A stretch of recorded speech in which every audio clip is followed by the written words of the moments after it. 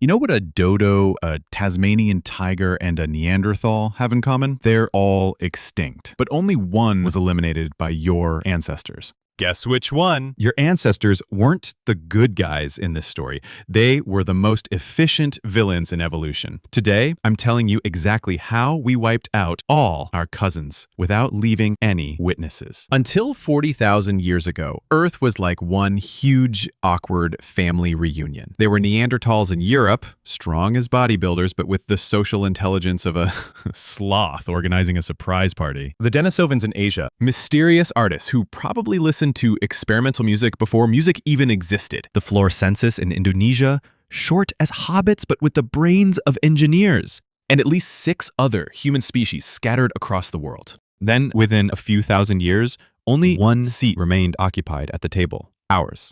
But don't worry, I'm sure all the others left by choice. Like when all your romantic rivals mysteriously disappear before your date with the woman of your dreams. Today, I'm showing you the 5 exact ways we exterminated all our cousins, from the most innocent to the most brutal. Get ready, because the truth is darker than you think. Number 5, resource theft. We stole their food. Imagine being a Neanderthal. You've lived in Europe for 300,000 years. You know every cave, every path, every McDonald's in the area. Then these weird guys from Africa arrive. Us. With an arsenal that would make a medieval weapon shop jealous, and hunting strategies that would make the Pentagon envious. Within 5,000 years, all the mammoths switch teams. The bison follow us on Instagram. The best caves, they have our name on the door. Here's what we had that they didn't. Perfectly balanced, stone-tipped spears.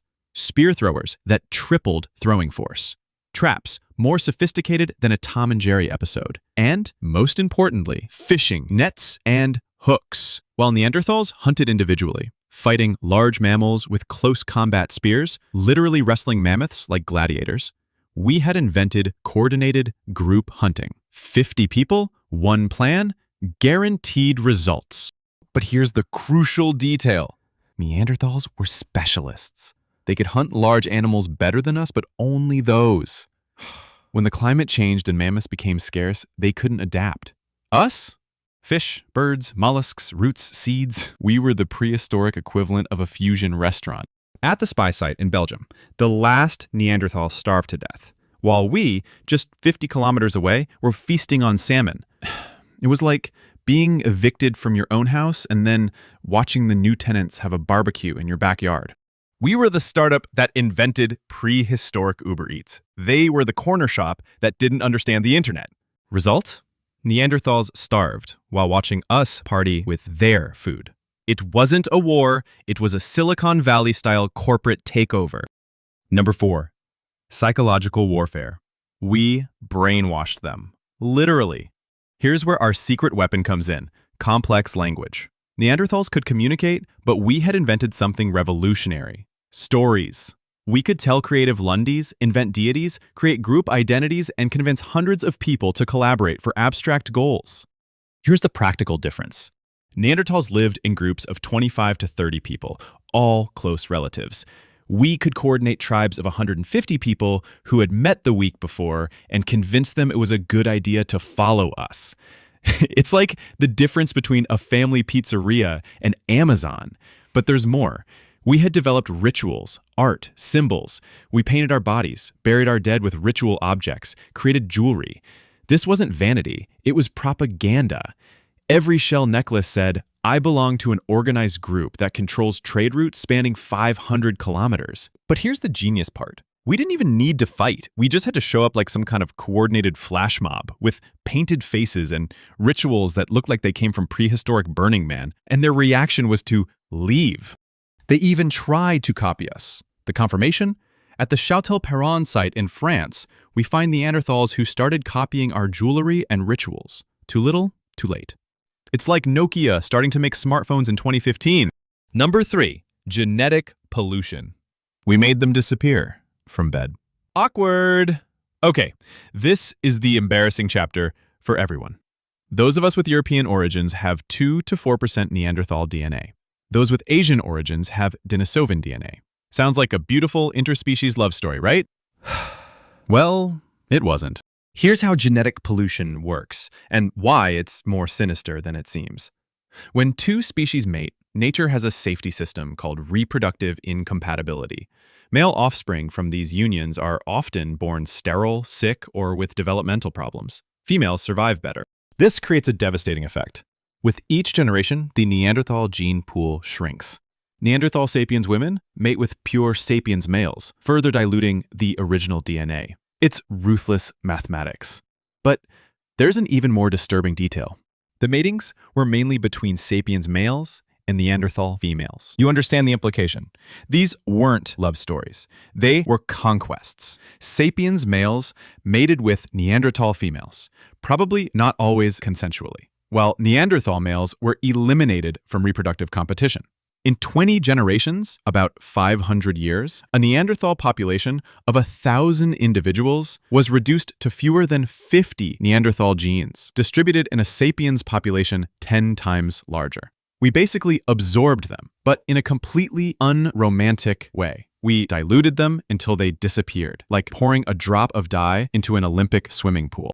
Number 2, prehistoric colonialism. We invented colonialism 40,000 years before it became common. Here's how our territorial expansion system worked. We arrive in a new territory like innocent tourists. We map all the resources like we're on Google Maps. We identify the weak points of local populations better than a business consultant. And then, surprise, now we live here. We had more strategies than a chess player who studied for 20 years. We settled near their water sources. What a coincidence! We built our villages on their migration routes. We didn't know you passed through here. We cut their trade routes. Oh, this path? We thought it was abandoned. Neanderthals were nomads with a chill prehistoric lifestyle. We built permanent settlements. Imagine the frustration. You return from your seasonal migration and find that strangers have built an outlet center in your hunting territory. And when you protest, they pulled out property documents they wrote themselves. The expansion happens in 3 phases. Phase 1, reconnaissance. We arrive in small groups, 10 to 15 people. We map resources, study migration routes, identify water sources. In archaeological sites, we find traces of sapiens outposts, small temporary camps positioned strategically. Phase 2, infiltration. We start trading. We offer shells, pigments, tools. Neanderthals, who had never seen long-range trade networks, were fascinated. It's like aliens offering you technology in exchange for some colored rocks. Phase 3, saturation. When Neanderthals return from their seasonal migration, they find we've built permanent settlements on their territories. Not 1, not 2, dozens, complete with ditches and palisades. But here's the stroke of genius. We didn't occupy all the territory. We only took the strategic points: water sources, mandatory passages, wintering areas. It's like buying only the airports and ports of a country. Technically, you don't own it all, but you control everything. Case study? The Danube corridor. The Danube was prehistoric Europe's highway. Neanderthals had used it for 200,000 years for seasonal migrations. It took us 3,000 years to build a chain of permanent settlements every 50 kilometers along the entire river.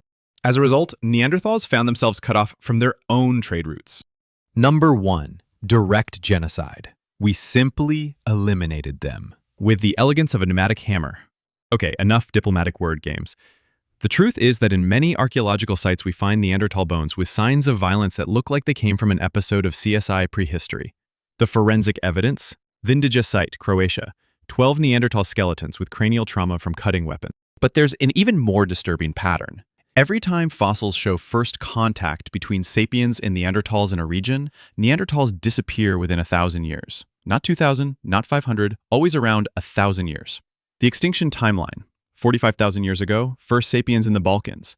Neanderthals extinct in 1,200 years. 45,000 years ago, sapiens in France. Neanderthals extinct in 1,000 years.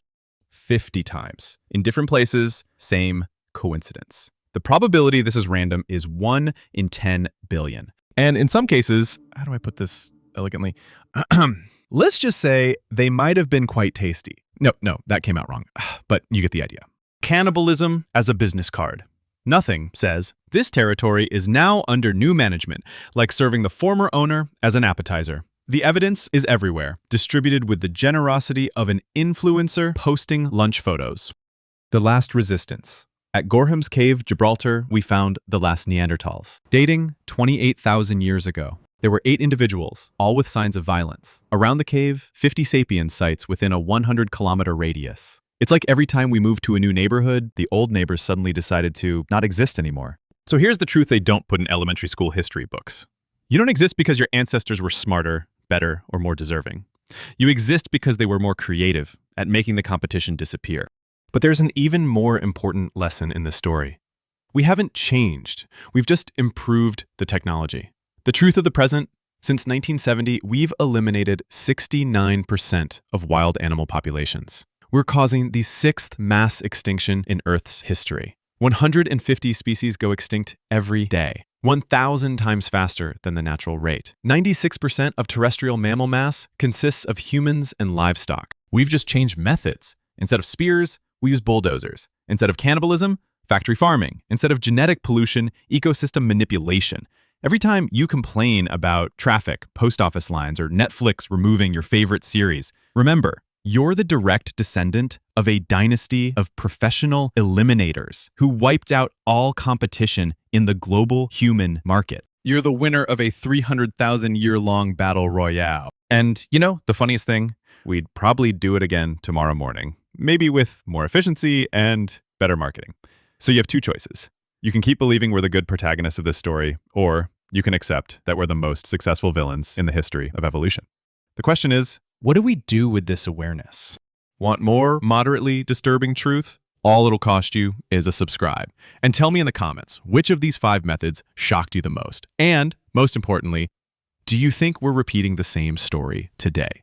Hit that like button if you think your ancestors were absolute units of destruction, and share this video with someone who still believes we're the good guys in history. And for the grand finale, Watch out! You're falling! We're all falling! if you want to know why, click on the video that just popped up somewhere on your screen.